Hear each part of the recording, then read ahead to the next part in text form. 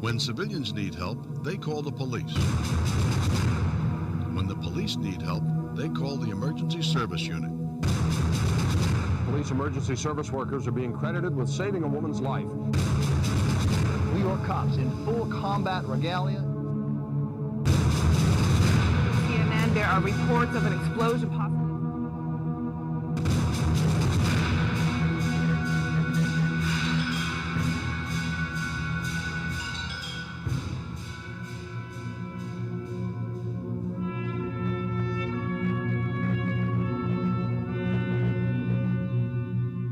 They are the police call when needing assistance. Good morning, I'm Mike Colón, and welcome to a Mike the New April podcast special report.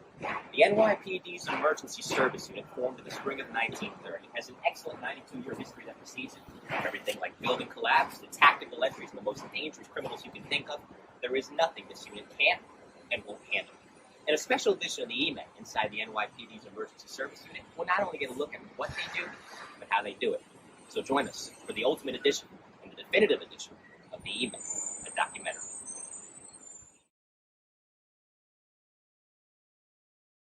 Emergency Service Squad 1, based in the confines of the 13th Precinct. They call this truck the Hollywood truck. There's so many buildings throughout Manhattan, there's many scaffolding jobs to do in addition to car accidents and just about anything else. And today we're going to see what they're all about. So join me for a ride deep into Hollywood.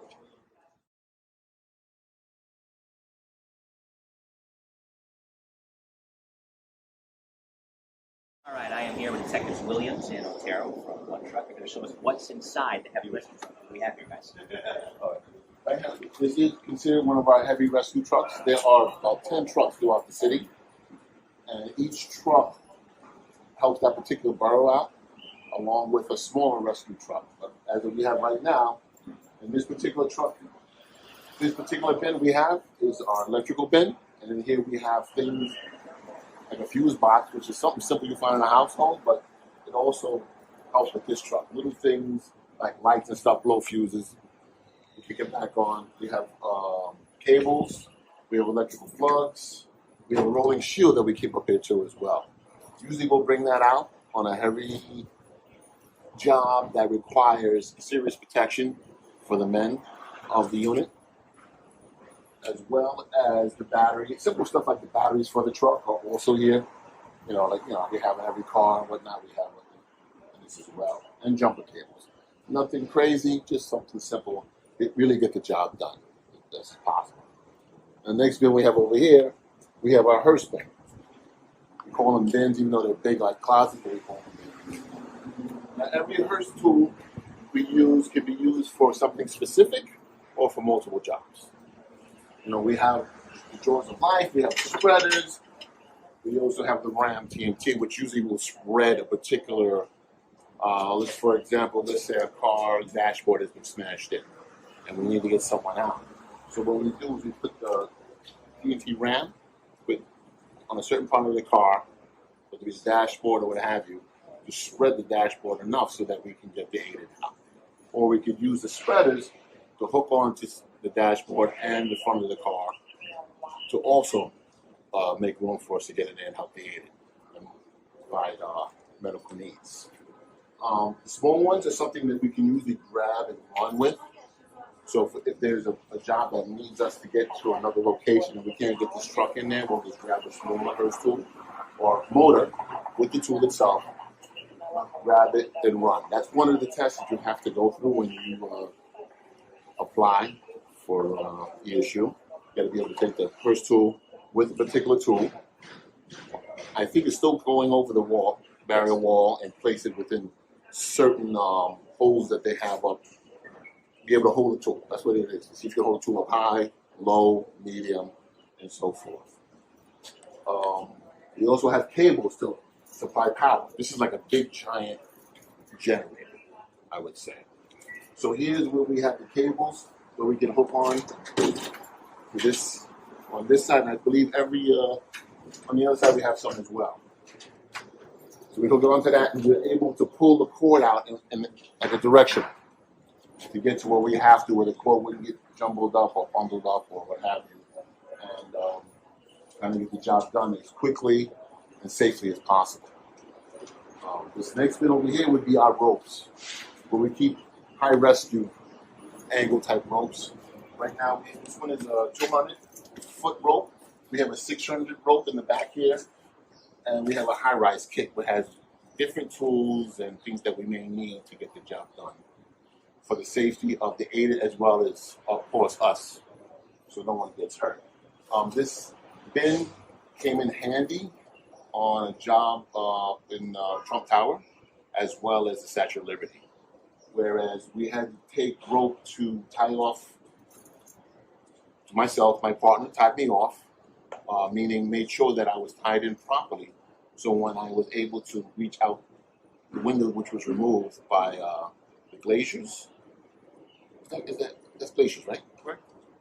Once the window was removed, I was able to get out safely and know that I could reach this individual and pull him inside. With feeling safe, we all go through a 6 to about 8 month training period in the SDS, which is our training school. And you get to trust your partner very well because we train a lot with this. Every tool on this vehicle, rescue vehicle, we train all the time. You have to be comfortable with it. You have to understand how it works. And you got to be able to trust your partner as well. And I'm very comfortable with my partner. And I know once he taps me on the shoulder and he says go, there's no qualms, there's no issues. I'm not going to second guess. I know I'm tied in and I'm ready to go. So I was able to reach out, help the individual that was on the outside of the building back into the building without anyone getting hurt. So it worked out very well for that job. The Statue of Liberty is somewhat the same thing. The rope was taken up to the top of the crown, lowered down, where I was able to click in, or click in when I'm clicking, we use a carabiner. I locked in my partner, he turned around and locked me in. Now we're able to proceed up onto the pedestal, the bottom part of the Statue of Liberty, and move over to where we could help this young lady who was on top come down. We also were able to have a third rope where we were able to fit her in so we could safely come down. We all have to be safe. Everyone's going home that day, including the bad people. Now over here in this particular bin is our scuba bin. As you can see, we have tanks. We have spare tanks. We have two tanks with the PFDs on them so that we can dive. Usually we do surface rescue, but at times we also do underwater rescue as well if we have to. Here is everything in terms of surface. And if we go under, it's not that deep, but deep enough where you would need to have air. And we have the extra tanks just in case. And we switch out. Usually one diver will go in, will be tended by a partner, and the second diver will be standing by. So when the first one comes out, he jumps right back in. We do have a Zodiac, but we have that up in, we call it a pool. The top of the truck is a big giant bin that holds extra equipment that cannot fit in the smaller bins. And up there we have the Zodiac and we have the motor for it. So if we have to, we can put that together and go out further if we have to. Now moving around towards the back.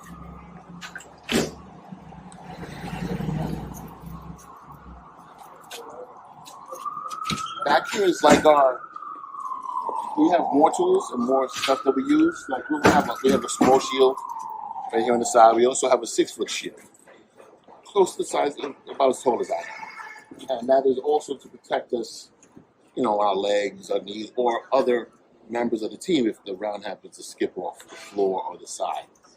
But it's also somewhat of our command center, in a way. We have a board up here. On the side here, we have radios also up in the corner so that the chauffeur, meaning whoever's driving this thing, can take down notes. When guys come to the scene, they run to the chauffeur, what do you need? What do we need to do? And they hand over the keys. We have the keys to every car, which I'll show you in a minute, so that if cars have to be moved from one location to another, get out the way for other incoming emergency vehicles, we can move them. And also if they're tangled up on that belt when they're doing things. You don't lose your keys by accident. The radios are back here as well, so we can also hear what's going on. Every chauffeur has his regular SOD radio on him, Special Operations Division, as well as a tactical channel, which we're able to communicate back and forth with the team wherever they may be.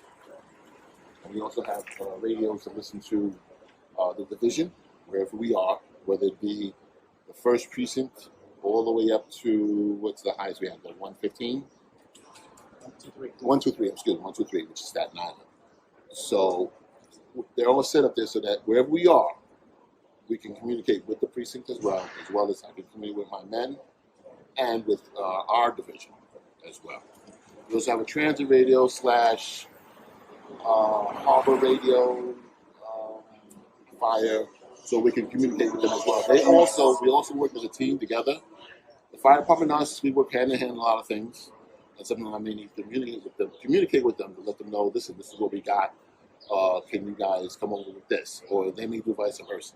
Same with our harbor unit. We may call them, listen, guys, we're here.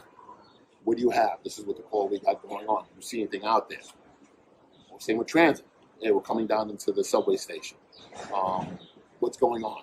Where do my guys need to go? Or can someone come upstairs and lead us to where we need to be to conduct the rescue?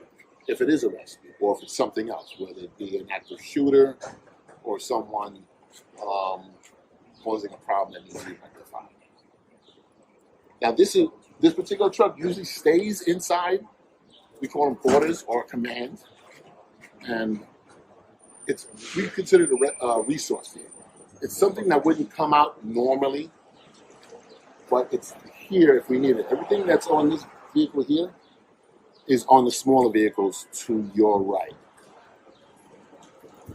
Those are smaller, more agile, and able to get to a particular call faster than this one. I mean, this being the truck it is, and you're driving through wherever, anywhere in New York City, a little bit of a hassle with traffic, but it will get there. But the smaller truck that we have, like I said to your right, is a more maneuverable and can get in and out of traffic and get to places that normally this thing couldn't go. Now, with the Adam part, what's interesting about it is that you guys also do a lot of patrol as well. So if you're out in the field, potentially talking to the radio, you can respond to that call from the Adam car already being out there, or maybe even run into jobs that haven't come over the radio yet as a result of being on there. Very true. We have our shifts which is 24/7. Our morning shift starts at 7. Our afternoon shift starts at 3:15, and our midnight shift starts at 11:30. And guys load their equipment, starting from whatever we got our vests.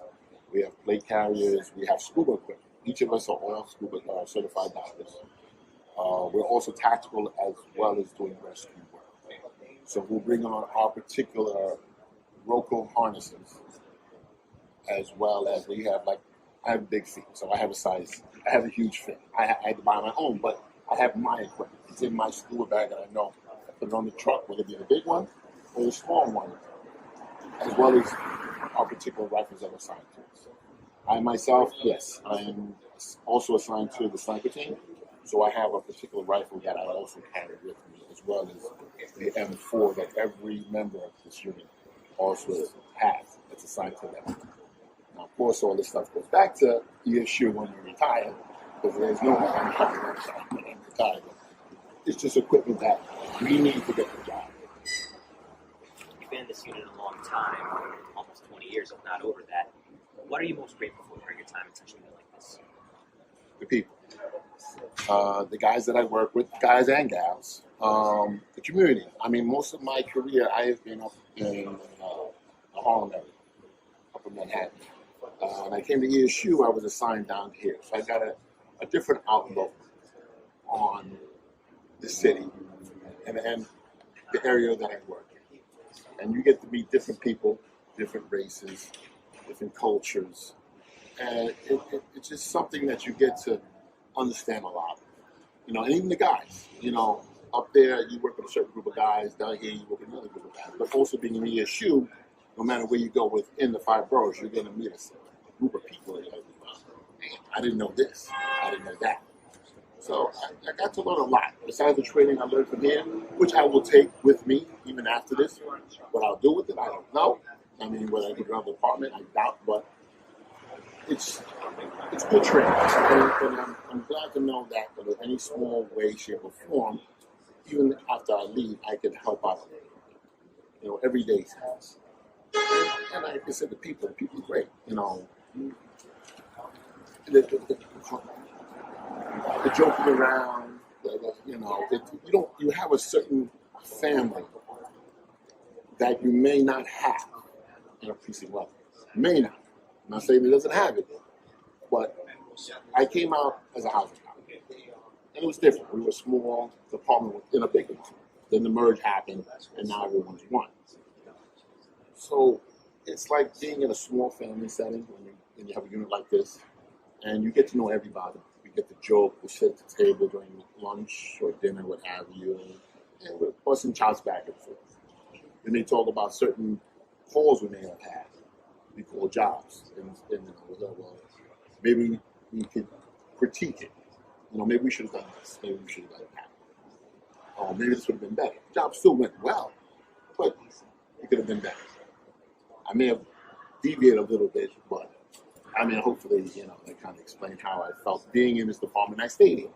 I'm 27 years on, and I still enjoy it. It's not like I'm like, all right, you know what, I got my 20 on, I'm ready to go. No, I'm like, you know what?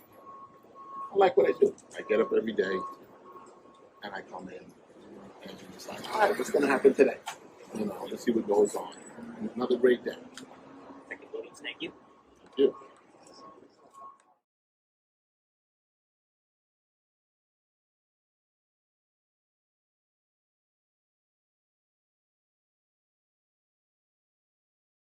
Back in one of the Adam cars, you were Detective Otero, of course, flying in from 3 truck today. So give me the history of your time on the job. When did you come up? I got 24 years on the job.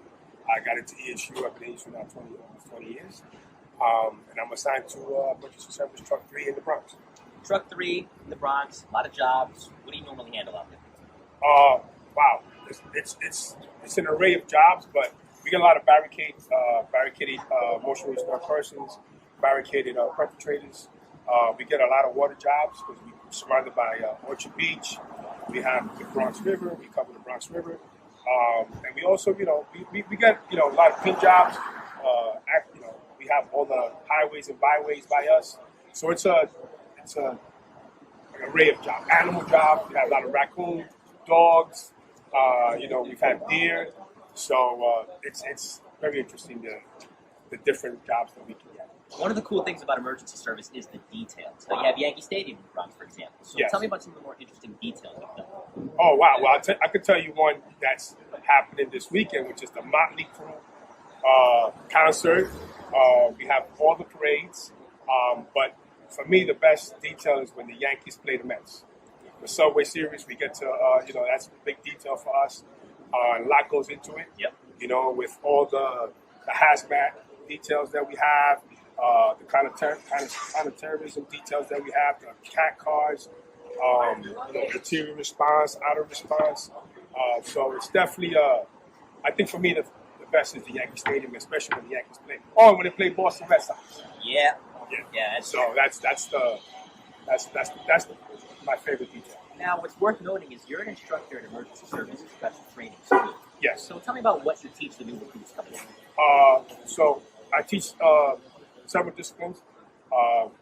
So I do high-angle rope rescue, but my forte, or where I teach the most, is EDP tactics, emotionally disturbed person, the tactics behind it, how to speak to them, how to tie off doors, how to tactically make safe entry, not harming yourself, and especially not harming the emotionally disturbed person that needs assistance. That's we usually do. It's a month program, and we do everything from classroom work to scenario. And our final scenario usually goes about 8 hours. So we definitely put them through the ringer, because this is one of the important jobs of emergency service has been emotionally disturbed persons that can lead from an emotionally disturbed person can be a jumper, can turn into a water job, can turn into a barricade. So it's so dynamic that job, those jobs, that you need to be trained up to speed. They say time flies when you're having fun. Absolutely. And you've been here such a long time. Yes. I imagine you have to feel that. Yes. I never even consider going anywhere else. And especially emergency service. I work with some of the most talented men and women I've ever met. And I think when you surround yourself with that kind of talent, it's hard for you to leave. And a lot of us get offers to go at other units, and I personally never did. So I'm still here. I'm not going anywhere. I might get a letter saying you got to go. But hopefully, my time here just goes by fast. It's just wonderful. I mean, I'm sitting here having an interview with you. It doesn't get any better than that, right? Well, appreciate it. Detective Otero, thank you. You got it.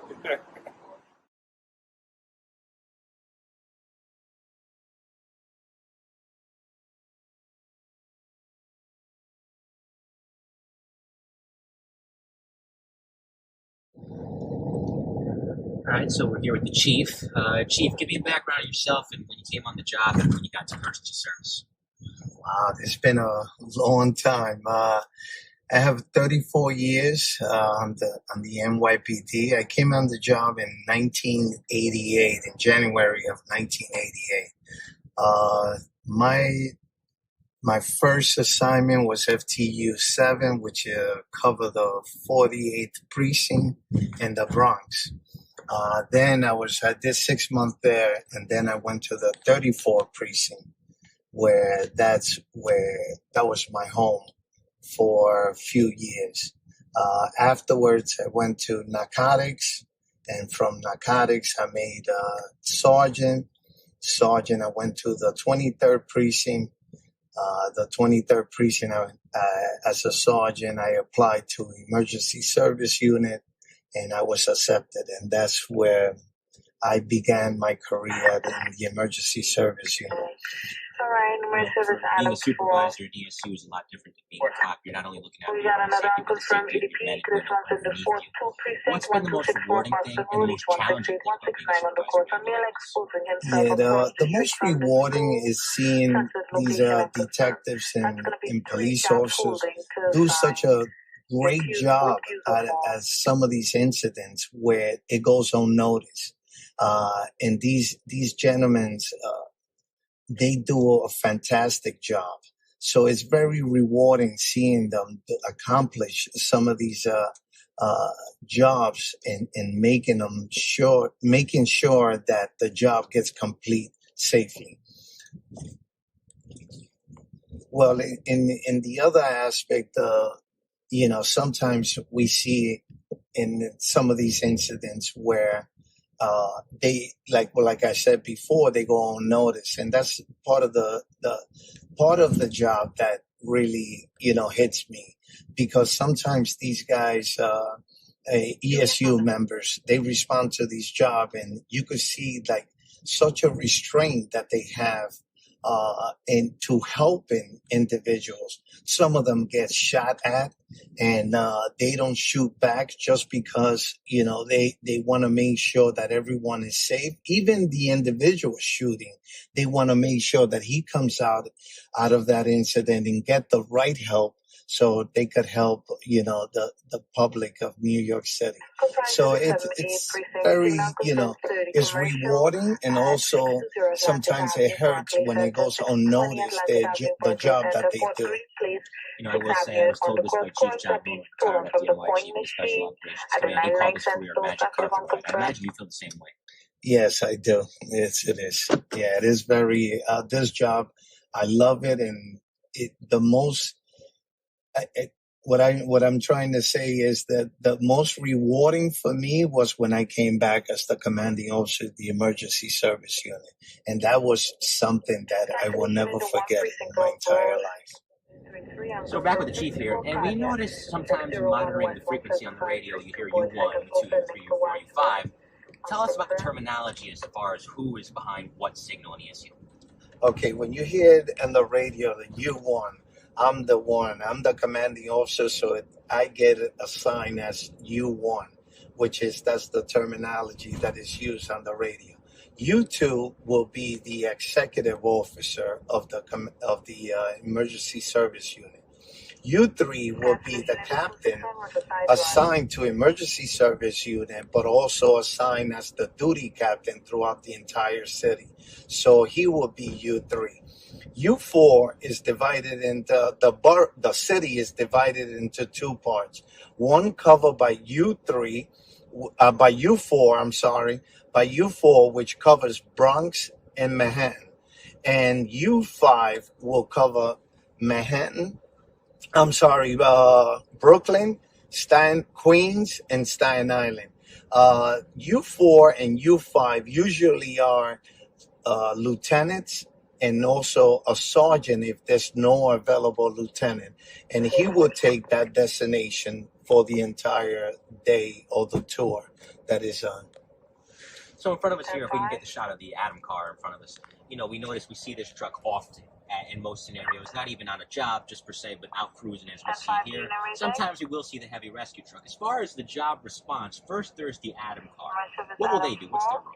The Adam car is the response vehicle. They are on patrol and they will answer any radio runs that comes up or any assistance that the patrol will call for. So they will respond first, and as they get there on the job, they will also, if they need more equipment or more manpower, they will call for the truck and also for all the units, all the Adam cars throughout the city. Thanks again, Chief. Thank you.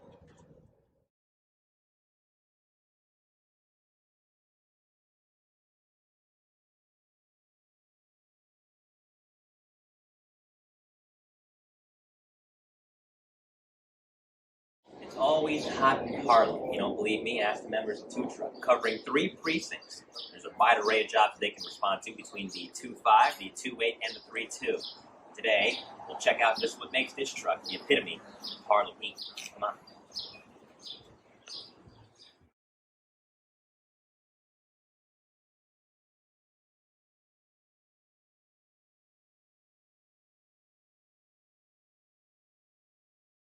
Inside Truck 2, the heavy rescue truck. But it's not just a rescue truck, it has different functions in here to protect the bio. What exactly is on board the inside of this truck? So the inside of this truck, we actually have quite a different equipment. We actually keep our personal gear up in here. We have, like this is my rope gear, my tactical vest, tactical helmet. This is where the chauffeur and the actual other passenger will keep his equipment. We have all our ballistic protection. This is a ballistic blanket we use. We keep our ballistic long shields, short shields in here. We have all our cameras. So if we need to look inside apartments, we can. We have full cameras. We have little robot scouts that we use. Also, we have our radiation monitors up here in case we get a hazmat job.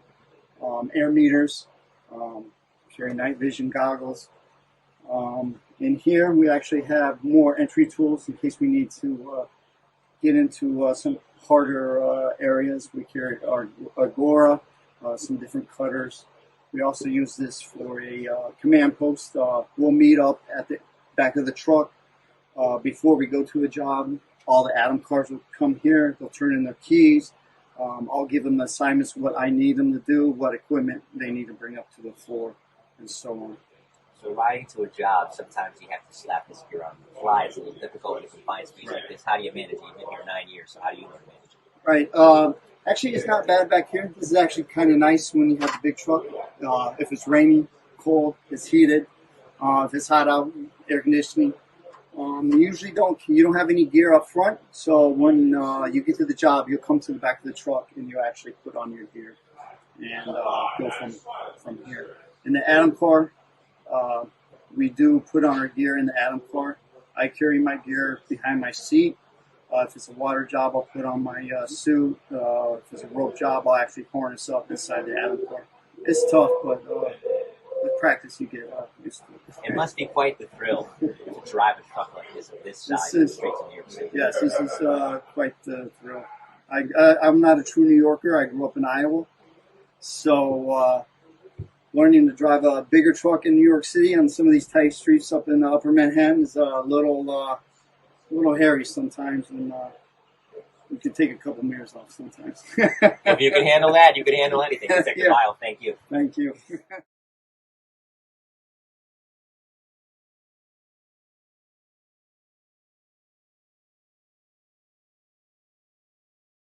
For every cop, the key is his or her vest. And here, Officer Kim is going to show why that vest is so important. First, we have to put the thing on. So, Officer Kim, give us the explanation behind this. So this is our heavy vest that we use on barricades. It's, for the most part, I think a level 3 plate, ceramic plate for rifle threats, and then level 3A for pistol threats, and then there's a level of stab 1, I believe, in it. So this is what we usually wear on barricade situations. You want to put it on? Sure. Slide this over your head. My big head through this. Not that bad. All right. Cover buttons go on. I feel like I gained 20 pounds. Outside. So a lot of guys customize their vests. Right. You know, things they, you know, over time, they feel comfortable for them in jobs. I'm going to save this for the next time my mom gets mad at me. So a lot of guys might have a dump pouch, different type of pouches, magazines. This is quick connect for either a pistol on your chest or a taser. This is a pry bar that usually guys have. This is for your body camera. And other pouches, guys always have rope on their vest, tie off my doors, and a medical kit. Thank you. Yeah. Here. This is our ballistic shield. You've probably seen this around. You can hold it up. You want to hold it up like this. Sure. Like that. No problem. So you can talk to it. All right, and this is level 3A. This is what we use all the time. All right. Mike, you forgot to wash the dishes. That'll help me out. Kidding, Mom. Love you. Thanks, guys. Yeah, no problem.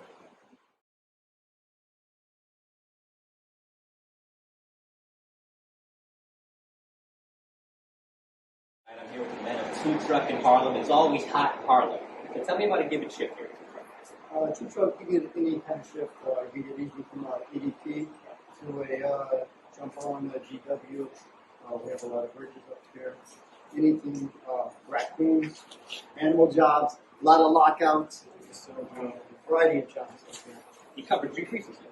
What are those precincts? We cover everything north of 59th Street. So we cover the 19th precinct, 2-3, the 2-5, the 2-8, Central Park, the 2-0, the 2-6, which we're in right now, the 3-0, 3-2, 3-3, and 3-4. And I missed the 2-4. 12. So, you know, when the shifts are rocking and there's a lot to do, you often break down jobs afterward. Tell me about, you know, honing your craft here at ESU, especially in a truck that's as busy as this one. Well, after a job, we'll go over what we like on the job, what we didn't like on the job. We'll practice, maybe do something different, come back to the truck, practice maybe some new rope techniques, some different entries we could have done on the floor, things like that. You guys are guardians of history. I just had the honor of going back there and seeing the faces of some of the men that are not with us anymore. Mike Curtin, John Otero, Vigiano, and others. You know, how important is that history, not just of this truck, given the men who once worked, but for the unit? It's very important. I wasn't here when those gentlemen were here, but every day you see the names on their trucks, you know, and we try to live up to the way, you know, they work, how they work. What are some of the best jobs you've worked with? I've worked a lot of jobs. I've been here 9 years. I've worked all the way from jumpers on the GW to the roofs of East River Housing. I've had a lot of curb jobs, barricaded curbs, barricaded EDPs, pin jobs. Obviously, we have the FDR and Henry Hudson. Henry Hudson's right here. We can actually beat the fire department with some of these jobs and actually work pin jobs. So, every job you train for an STS, you'll get in trouble for it. I know it sounds like a cliche, but you mentioned 3 names before. We still talk to some of the family members. We all try to remember that, you know, we're carrying for their legacy, you know, and besides not embarrassing the uniform, you don't want to embarrass the guys that came here before us and share the knowledge and the passion and pass on their trade craft to us. You know what I mean? So that was the big thing that was impressed upon me when I got here 20 years ago. Like, learn the job, do the job, take pride in yourself, take pride in your teamwork, and just go out, like I said, and help the cops on the street, and then everyday citizens who are having a bad day. You can really, and everyone here has positively impacted someone having a bad day, and that's what it's about. It's true. I was reading the book by Sam Katz, Anytime, Anywhere. Sure. The entirety of 1997 here in Tucson, and just seeing what those kids did every day. What struck me was like the wide array of jobs. It could be a pin job, it could be a bomb job, as you guys have the TCB here. I mean, there was never a shortage of things to do, not just with the jobs, but with the training. Well, offensive people here, but like I said, I'm here a long time. We're probably one of the most well-rounded trucks here. We get our water jobs, we get our construction accidents, we get our most disturbed people on top of buildings or out the river. We get our perp jobs, we get our EDP jobs, we get our hazmat jobs. Spend a length of time in two truck and you become very well-rounded. Just because the immense area we cover and the different cultures. You want it, we have it. White, black, Spanish, rich, poor. We have it, so we deal with all kinds of people, all kinds of situations. So every day is different. You know, listen, there's some days that aren't as busy as others, and there's other days here where you're going to have your heavy vest and helmet on for 8 hours a day. Whoever labeled New York City a melting pot clearly had Harlem in mind. 100%. Again, because we cover Harlem, we cover the Heights, the Upper East Side, the Upper West Side. We have the Central Park. We have a huge area with all kinds of different jobs to handle. As we said, always hot in Harlem.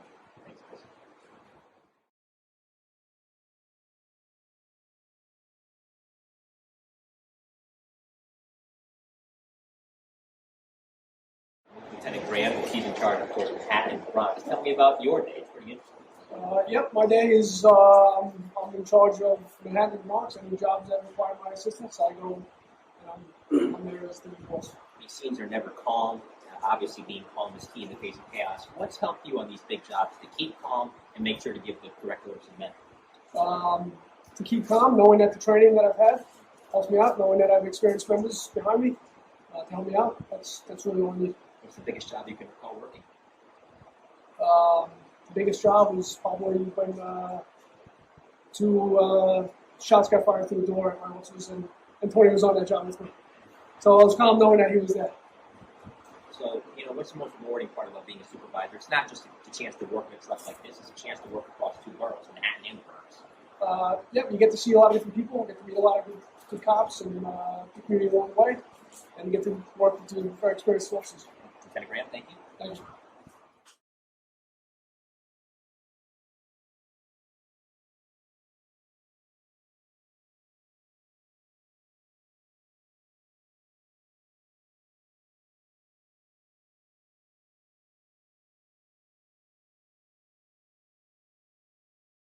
Marty, one of our senior members of emergency service. You've been here about 20 years. You've worked some very interesting jobs. Give me a history about your interests.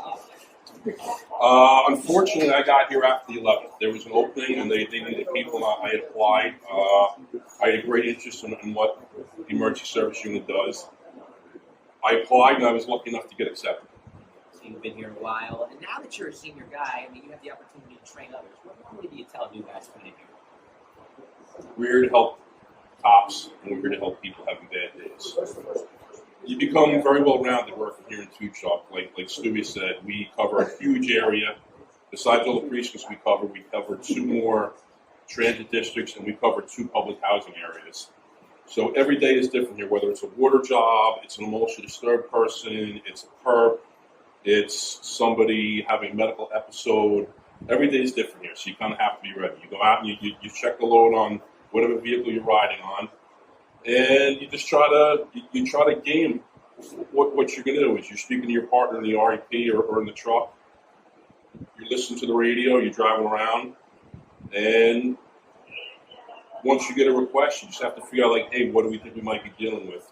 And you rely on your training, you rely on your equipment, and you rely on each other.